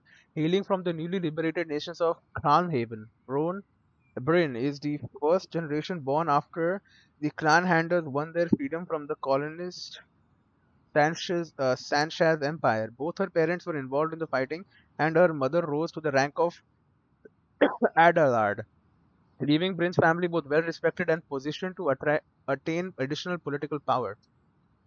Despite that, our band's newest member chose a life of adventure, following a weaver band who had passed through her town in the hopes of learning the art of becoming a point. It seems that her first band wasn't a particularly good environment for that. Regardless, she displayed enough grit to catch the eye of our leader, Uriah Silverbeak, and has so far acquitted herself admirably. Then we have Casmin Hain. Our band is blessed with a young Kashahar of considerable ability as a quartermaster by the name of Casmin. Hailing from the wind-swept coasts of Don Benning, he is tireless in a role in ensuring the band is prepared for all occasions, opportunities, celebrations, and catastrophes. Her parents are innkeepers, and throughout her youth, travelers would fill the common room with stories of the wider Maida that captured Casmin's imagination. As she grew older, she started to help along the docks more and more in her free time, eventually signing on with traders focused on the relief efforts, bringing supplies to the still struggling city states of Udia. While these, while this chronicler appreciates the necessity of those efforts, it should be noted that Don Benning gained considerable control of the sea shipping lanes through those relief efforts and established numerous contacts that later evolved into purely commercial measures. Contacts and contracts that later evolved into purely commercial measures. Still, if the result of those efforts is the capable, tireless quartermaster our band enjoys, they must be lauded, for she is a large part of this band's success and good friend besides. Okay, so Casmin is a Kashhar, right? Kash or Khas. Kashhar. Now, Kashhar, we look at races. Okay, so Kashhar is Kashil and Ashar. Okay, so she doesn't need to sleep, which is good.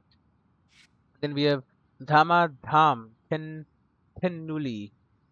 Our band's enchanter, Dhamat Kennuri, or Dham to his friends, is a Khasil of Renlander descent, which may be of surprise to those familiar with the theocratic state's outright hostility to weavers and magic.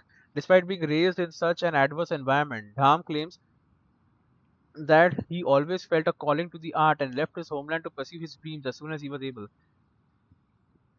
Traveling as a caravan guard for several years, his paths eventually crossed with a group of weavers who had briefly joined their caravan. He struck up a friendship with the group's enchanter, and when the band separated from the larger group, Dham paid out his own commission and joined the weavers. Talking, taking to the art of enchanting like a natural, he appreciated He apprenticed for some time with that band, then another, before finally joining our current band under Uria's leadership. Dham is married to Sola. Oh, I see. Our band Smith and Will often, without prompt nor provocation, speak rapturously about her. Their love would eclipse the very sun if it were physically possible. I have no doubt that he would do absolutely anything for her. Okay. So he and Sola are together. I see. Then we have Lane. Lane, I didn't consider this part of our story to be particularly worth going into detail on, but Uria told me in no uncertain terms that if I was going to subject her and the rest of the band to a weirdly specific set of interview questions, then I'd have to write a piece on myself too. So here I am. Lane Frisi Lakatis, my full name, though I strongly prefer to be referred to as simply Lane. House Lakatis is unpopular at best, and I would rather new acquaintances' perceptions not be colored by the poor decision making of my forebearers. Oria has demanded, by the way, that I include the boring bits too. That is, that I am the third child of four, that I only really like one of my siblings, weird and a little sad according to the rest of the Viva band, and that I have a deep and abiding love for the act of recording stories. This is because I was essentially raised by my family's library. Once I learned how to read, I would spend all my day with my nose buried in various books or scrolls, and by the time I was 8, I was the most well read in my family. In time, my reputation as a scholar began to spread, and I found myself invited to society parties as a fun curiosity. The adults enjoyed it when I sprouted interesting facts. This was not ideal or particularly enjoyable for me, but in short order, I found myself tutoring the scions of powerful families, which gave me access to even larger libraries. It was worth the frustration of being treated one dimensionally.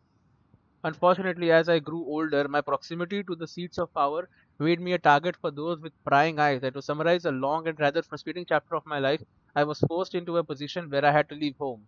Fortunately, at the same time, a weaver band led by a certain Oberon was performing pest control on my family's island, and as it turned out, her band was missing a dedicated lorekeeper. The opportunity to make a real difference out in the world, or at least to escape the oppressive mire of Udian politics, was too tantalizing to ignore. So I made my excuses, spread conflicting stories about my departure, purloined some expensive reference tomes that wouldn't be missed, and made my exit. And now I am here, trapped in the Enclave. Udians used the phrase, "You may live in interesting times," as a veiled threat. I suppose that as far as I'm concerned, they got the last laugh, but as far as interesting goes, being part of the first group to pierce the veil must exist at the very furthest end of the scale. I was hoping we live. I just hope we live long enough to share our discovery with the world. Sebastian. Sev. Ram, apprentice to our Smith, remains something of an enigma. Okay, so Sev is Ram. He's Khazan. That much we all know, though no real specifics. He's a hard worker and dedicated. Tola notes that he has a real talent for smithing, a care and precision you don't always find in apprentices, she has noted. Okay, Sola. Beyond that, however, our mountainous companion is reticent to share more about his upbringing or background. I will confess, I love a challenge, especially when it comes to uncovering truths. He seems nice, at least. Okay, so Sebastian is an apprentice. Sola is not. Solana, Sola, Nikor, Adad, and Sola and Dam are together, right? Married to Sola, yeah. Our band is blessed to have a smith of even temperament and exceptional skill, always quick to lend a ear to any thoughts and offer her keen insight. It's rare to see Sola's anvil unoccupied if she is not forging tools or shaping armor. She's often found leaning about, leaning upon it, listening to troubles while with caring eyes and a soft smile. It was with some reluctance that our Smith shared her complete name with me, as her family history is fraught with tragedy. With a little convincing, however, she was prepared to share it on the assumption that the passage through the Enclave's veil would thwart any would-be assassins or other ne'er-do-wells. Descended from a political marriage that should have made her line one of the most powerful in the empire, Sola was almost destined to grow up ve- wreathed in the trappings of privilege and luxury. Alas, her family was caught in the political maelstrom around the post-Surge Silver Star purges in Sanchez and found themselves in a politically vulnerable situation. As such, Sola grew up on the road with her family and their diminished fortunes and sparse retinue.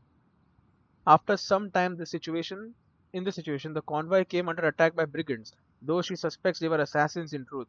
Clearly intent on ensuring her family would not rise again, they succeeded in causing a veritable bloodbath, but young Sula escaped. Shortly after, a band of weavers found her some distance from the attack and took her in, not knowing her history. While they attempted several times to leave her with friendly villagers or townsfolk, each time she would appear again, resolute and determined to join them. Studying with that band's smith, she learned the basics of her trade before departing briefly to study at more formal schools, though she is oddly reluctant to speak over much of that time. She joined Uriah's weaver band 11 years ago, just before our enchanter, and the two of them bonded over being the new kids in the mix. They are now married, and at least outwardly, they are on a permanent honeymoon. That is to say, they are deeply and madly in love with each other. Alright. Noria Silverbeak Harpini. Our intrepid leader, Uriah Silverbeak, is one of the most famed weavers of our time. Daughter of an equally well known enchantress, Uriah has been a point for 2 decades and has enjoyed considerable success in her role. Silverbeak is of course a moniker given to Uriah by others after a poorly dodged swipe by an Ashpeak Drake left her face shattered and disfigured. Her mother designed and smithed the silver filigreed prosthetic beak she now wears. From time to time, Uriah is known to joke that it's an improvement over her original face. Uriah has made it clear that finding a way into the Enclave has been a lifelong goal of hers. Where many bands have fallen apart due to infighting, malice, or the decay of their equipment, hers has remained tight-knit, functional, and attractive to some of the most talented adepts around the Meda. Her drive tends to push our group into danger, but also towards great discoveries. Such is the cumulative effect of decades of experience. It is truly an honor to travel with a living legend. Great foes. Oh, great. Two of them. Rhineland sledgeworm, named after its propensity for slamming its head down like the brutal strike of a forge hammer. The sledgeworm figures heavily in Rhineland legends and may indeed originally hail from those murky climes. Weaver records stretch back decades, however, and we can thus confirm the presence of these formidable kinetically gifted creatures across the Meda. After all, sledgeworms are both omnivorous and possessed with appetites befitting their mighty stature, and the simple act of seeking new hunting grounds would easily explain their wide range. What's indisputable, though, is that few living creatures can withstand the kinetic barrage of a hungry sledgeworm. Their affinity with kinetic magic makes them tricky to harvest, as they can easily repulse anyone who makes the attempt. The aforementioned Weaver records, however, provide a path to success. The sensitive frills across the sledgeworm's body are key to its ability to focus its abilities so precisely. To use an example closer to home, they are functionally similar to a castle's horns, which increase their awareness of sound and thus enhance their awareness at night. Without these frills, which can be dislodged along with their anchoring scales, the worms risk hurting itself with its powers, something we highly recommend exploiting. Destroying the frills should also buy time to approach and open the locus of power of the worm's tail. Thus, the hunter becomes the hunted, invigorating to say the least. That is our kinetic throwing ability. And then ice is Benning Glasstail, native to the mountains of Benning and making its home deep within the glaciers. The Benning Glasstail is a vicious, intelligent hunter. When hungry, these terrifying beasts can freeze and consume whole herds of krill in a single day. Our quartermaster Casmin, native to the region, notes that when pickings are slim in the highlands, Glasstails are forced to hunt in more densely populated climes. He recalls that there have been times where villages have been set alight and have had to set alight entire fields of crops to deter one of these mighty predators on the prowl. We have written accounts from several points who succeeded in harvesting strands from the glasstail, and they all concur. The locust is buried deep in the mane on its neck. However, reaching the core of their magic through the dense fur is near impossible. So the mane needs to be burned off. In turn, the numerous ice shards that cover its body and head must be broken. This loss will make the glacial's body try to regenerate them, making its locust flare and surface as it tries to refreeze them.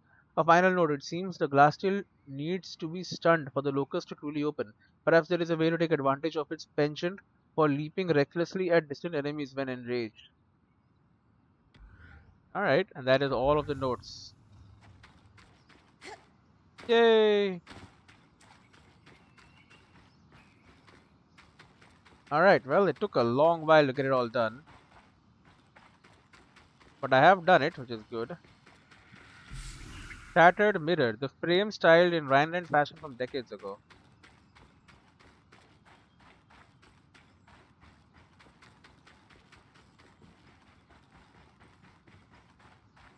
Okay, there's no going this way.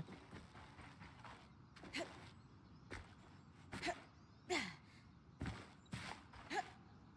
must be one more item around here somewhere. Right here, logbook. List of names and date innumerable.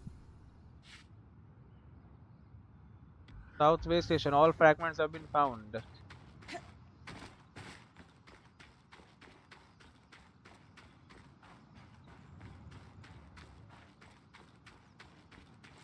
is this? We're all looking at it. This couple is looking So at it. this is a loom gate. It's taller than I expected. The Enclave constructed these for transit. Oh, imagine being able to travel leagues instantly. If only it were working. There's no sign of damage. It just seems inert. Inert. Deactivated, perhaps? Or simply lacking the energy such a powerful enchantment would need. You'd know better than any of us. If we could get it working, though. Yeah. Oh, the possibilities. All the places we could go. Oh, to hold the hand of my most darling wife as we whisked around the Enclave. Metaphorically, of course. The loom gates famously moved people one at a time. Too dangerous otherwise, I imagine. Right. They sweet together, complement their collaboration. Time for love later. Offer some privacy. Complement their collaboration. You're cute together. It's great to see a couple that shares such a love of their work with one another. Who could have it any other way? After being together for 7 years, we're bound to have something in common. Come, my love. There must be something in the archives. Alright.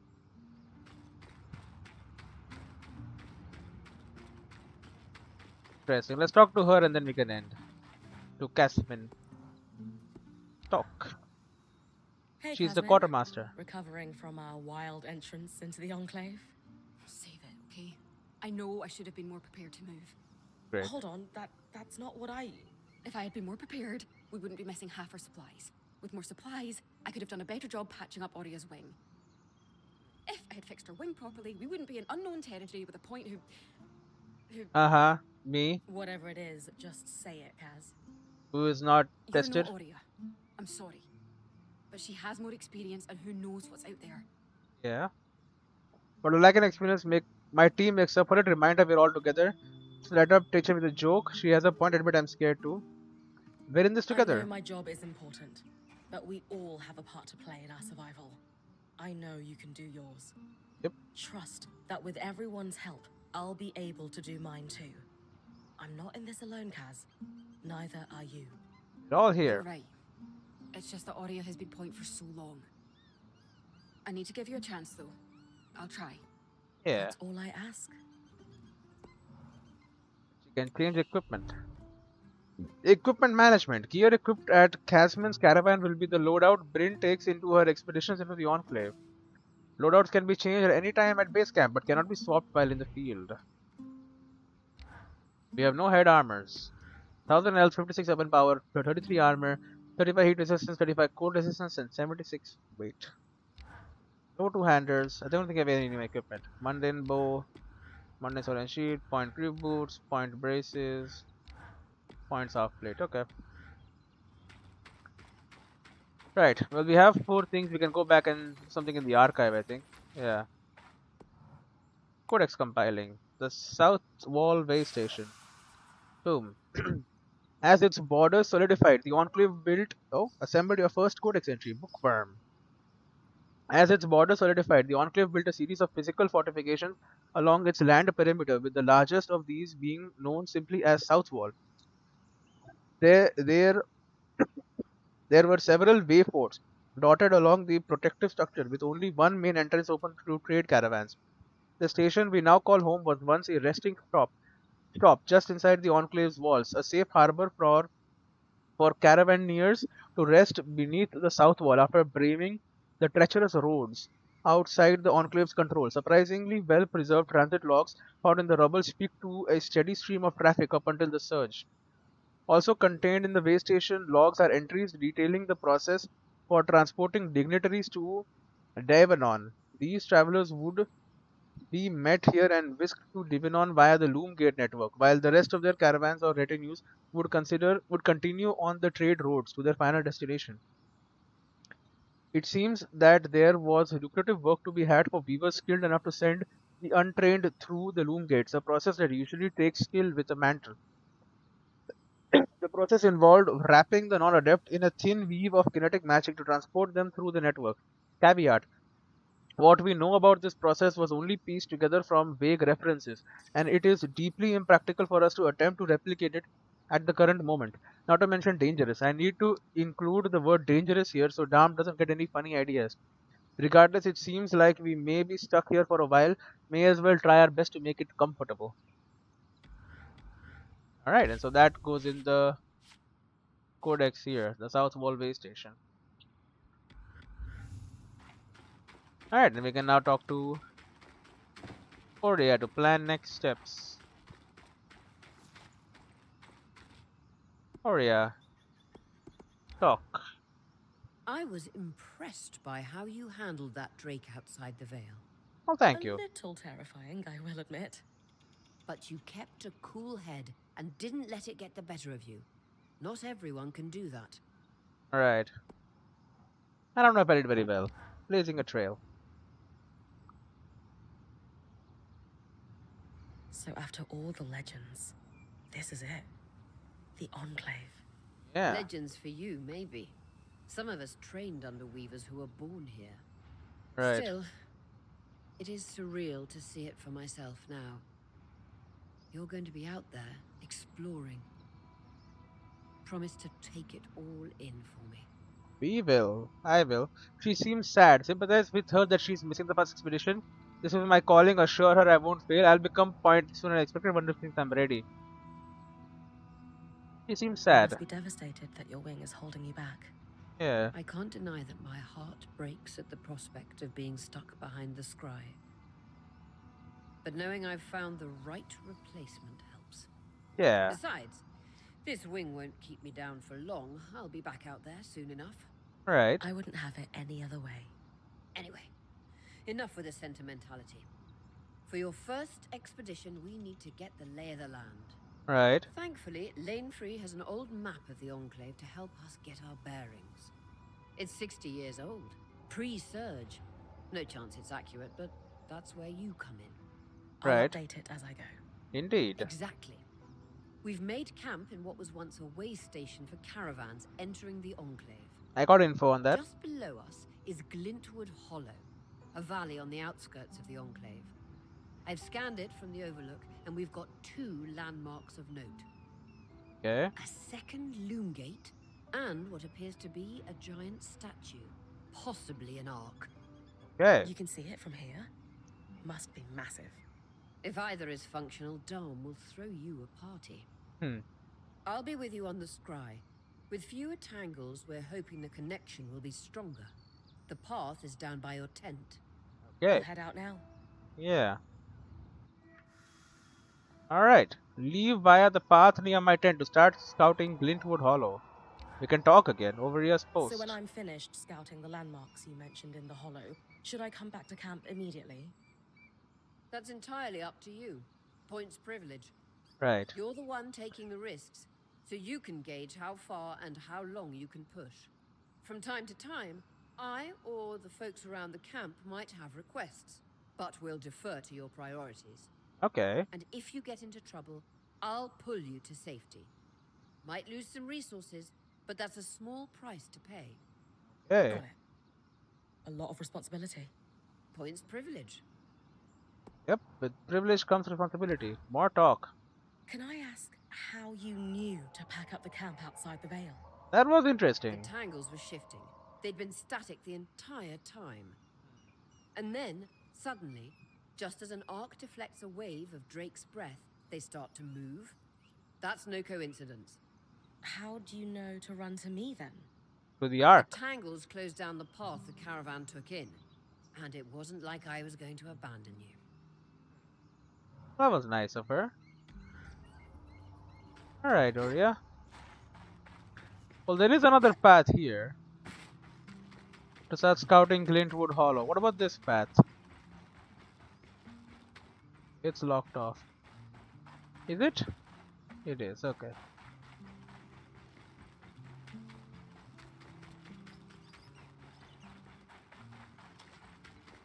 I will pet our dog here.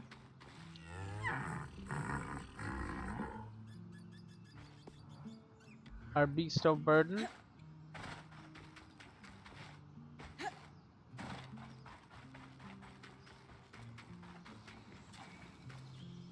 Travel. The ambient temperature strongly affects how flame and frost magic interact with the world. Ice melts faster in heat. Okay. Glintwood Hollow. Tree laden and wild.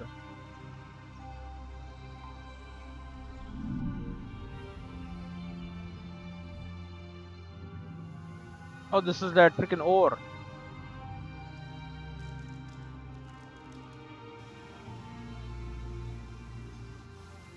That's the Loom Gate.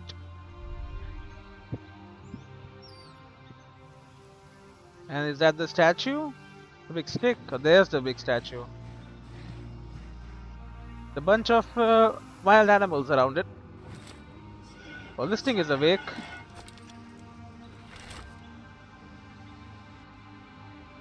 Are you not an ark?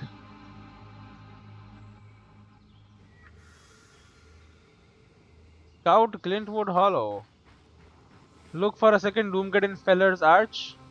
Look for a great arc near the collapsed mine. I've got you clear as the sands of summer, Brynn. No interference from the Enclave? None. The connection is much stronger than outside the Vale. That's reassuring.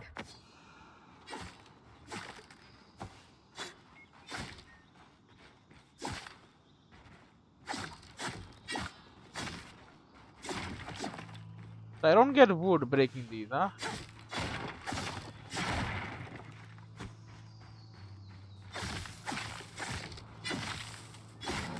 Yeah, we do. Look at this. Softwood.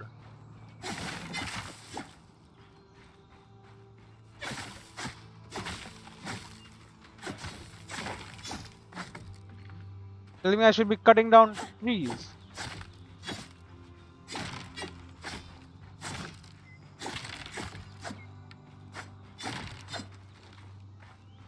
That didn't give me anything.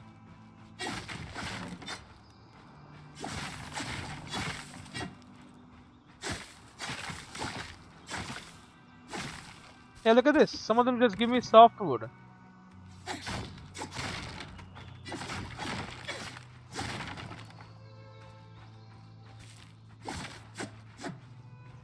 You really want me destroying every single thing here?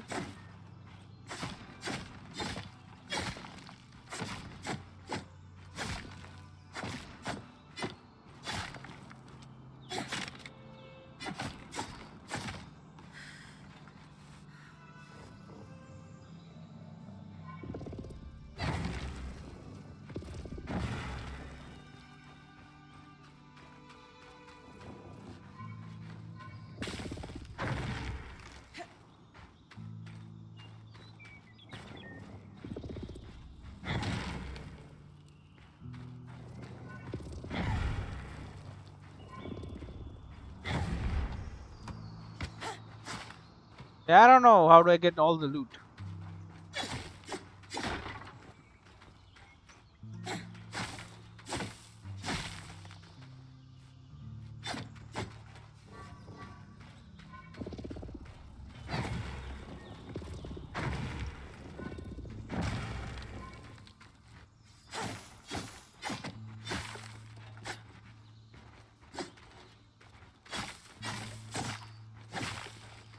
Do I really need to cut down all the trees?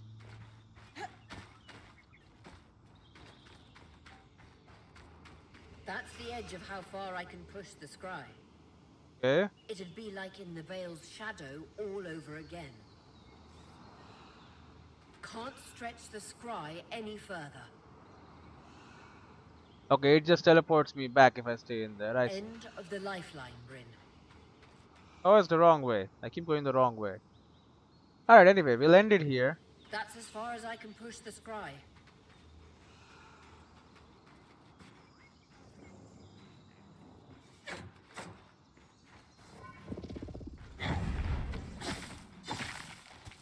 Look at this. So just randomly we can cut down stuff and get softwood from it.